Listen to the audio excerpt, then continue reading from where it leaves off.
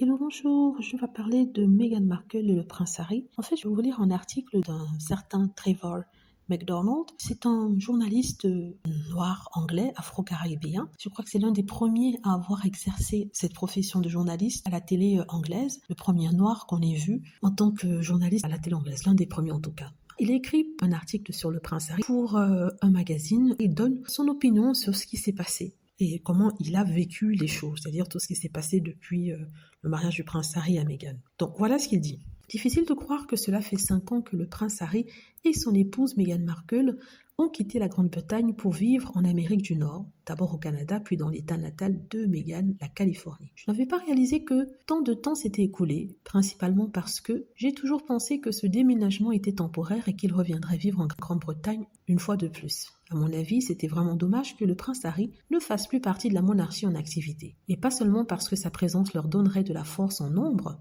L'année passée a montré à quel point la monarchie est amincie.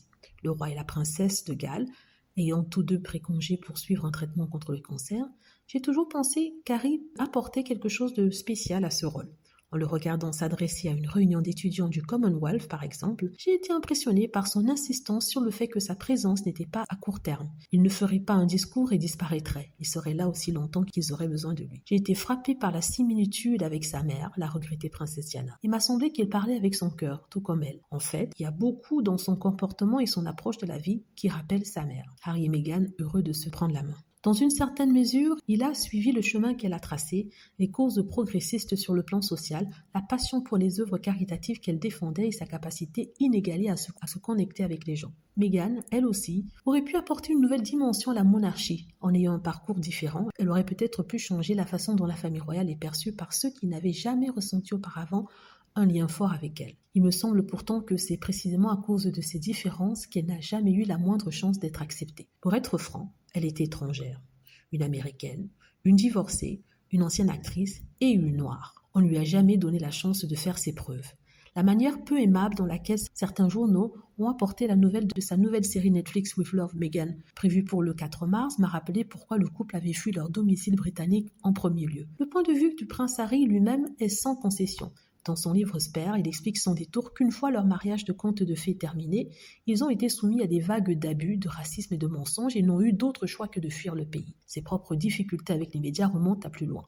Autrefois insouciant, il a été submergé par le chagrin suite à la mort de sa mère dans un tunnel routier parisien, dont il a accusé la presse britannique d'en être la responsable. Il était très jeune lorsque la princesse Diana est décédée, à seulement 12 ans.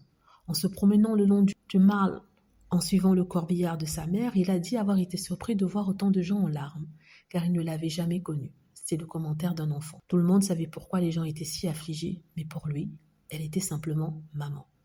L'une des dernières rencontres entre Harry, son père le roi, et son frère aîné William a eu lieu à Windsor. Nous n'avons que le récit de Harry sur le déroulement de cette rencontre. Il dit qu'il n'était pas à l'heure, qu'il pouvait à peine les regarder dans les yeux, et qu'ils ne lui ont jamais demandé sérieusement pourquoi il envisageait de partir en Amérique. Au vu de la situation actuelle, il semble presque impossible que quelqu'un puisse persuader Harry et sa famille de revenir en Grande-Bretagne. Mais j'espère sincèrement que cela pourra se faire un jour.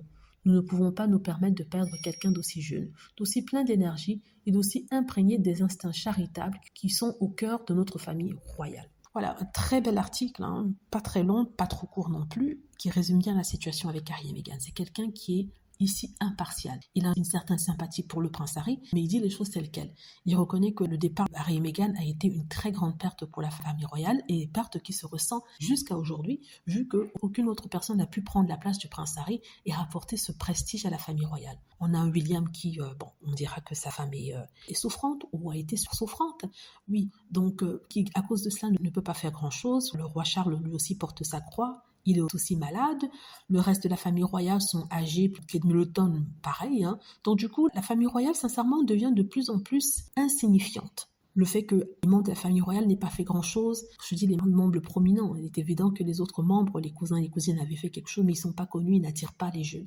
Et le fait que ces membres-là, qu'on connaissait ou qu'on connaît, n'aient pas fait grand-chose, ont montré au peuple anglais qu'en fait, ils n'avaient pas besoin de la famille royale, parce que qu'elle soit là ou qu'elle soit pas là, ça change rien vraiment à leur vie. Comme la reine le disait, la famille royale doit être vue pour être crue, c'est-à-dire que pour qu'il y ait une certaine affection pour elle, il faut qu'elle se montre, il faut qu'elle aille dire bonjour aux gens, il faut qu'elle sorte tous les jours, même si c'est pour couper des rubans bon, même si c'est pour ouvrir des supermarchés, même si c'est pour baptiser un bateau, il faut qu'elle soit là. Or, malheureusement, le sieur William ne semble pas voir les choses de cette façon-là. Lui ne veut que se consacrer aux choses de valeur plus prestigieuses, plus grandes.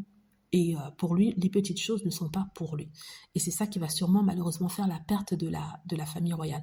Il est sûr que si Harry et Meghan avaient été là, on leur aurait refilé le fardeau, comme on l'a fait avec Sophie Wessex. Mais malheureusement, Sophie Wessex n'attire pas les foules, elle n'attire pas les jeunes, et même les tabloïds ne sont pas intéressés par ce qu'elle fait. Donc ce qui explique pourquoi, aujourd'hui, on est dans ces situations-là. Quand je dis on, je parle de la monarchie anglaise, qui regarde avec un œil bizarre. Elle est has-been, avec le départ de la reine. Il n'y a plus cette brillance qu'elle avait auparavant. Moi, personnellement, je n'ai jamais vu. C'est vrai qu'il y avait une certaine, je ne sais pas si c'est la respectabilité ou alors c'est, je sais pas, il y avait peut-être quelque chose qui montrait que c'était différent, ce à quoi peut-être les gens aspiraient.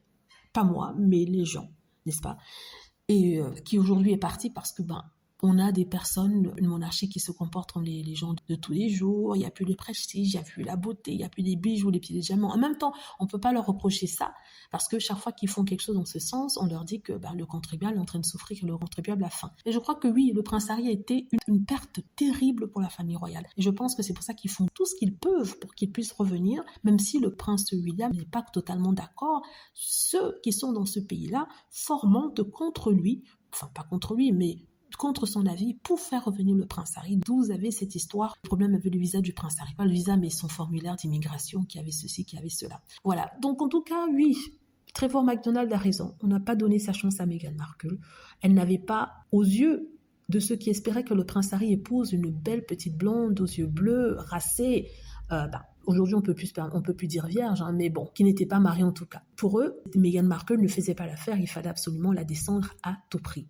Et ils y sont presque arrivés, seulement Harry a dit non, je suis ma femme, je la soutiens et je l'aime. Et ils ont leur vie aux États-Unis. Maintenant, qui est perdant? Ce sont ces personnes. Parce que ces mêmes personnes aujourd'hui ne veulent pas laisser ce couple tranquille, malgré le fait que ça fait 5 ans qu'ils sont partis, les harceler, les punir pour une chose dont ils ne sont pas responsables, dont ils ne sont pas coupables. Je voulais faire ce commentaire-là sur cet article, un article comme ceci, que vous ne verrez pas dans les grands médias, mots, tabloïds, ou alors, ou même dans les médias internationaux.